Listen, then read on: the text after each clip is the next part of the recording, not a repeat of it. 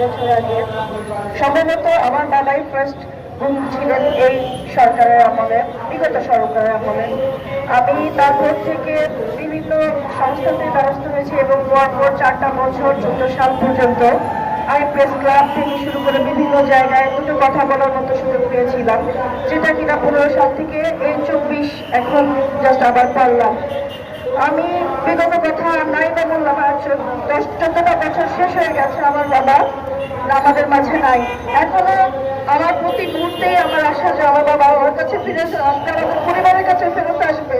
কিন্তু 5 তারিখ যখন স্বৈরাচারী শেখ হাসিনা পতন ঘটলো, আমি সেদিন সন্ধ্যাতে আয়নাঘর নামক এক খবর পেয়ে আমরা দেরি করিনি, সেই মিরপুর 14 কচু খেতে আমরা ভবনের সামনে আমার পরিবারের 7 জন আমরা যে উপস্থিত হই এবং 6 জন অফিসার সেখানে দায়িত্ব ছিলেন এবং তাদের কাছে আমি আমার বাবার ছবি এবং সমস্ত পরিচয় দিয়ে আমি জানতে চাই আমার বাবা আজ 14 বছর আগে নিখোঁজ আমাদের মধ্য থেকে, এবং আমরা জানতে পেরেছি সরকার প্রচারের 2-3 ঘন্টার মধ্যে।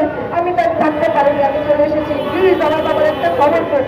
কিন্তু তারা আমাকে একটু থামিয়ে কিছুক্ষণ সময় নিয়ে তারা ভেতরে কারোর সাথে কথা বলেছেন, বলে বললেন যে প্লিজ আপনারা চলে যান, এখানে এমন কেউ ব্যক্তি নেই, এমনকি এই বিল্ডিংটাও তখন তৈরি হয়নি যখন আপনারা নিখোঁজ হয়েছে।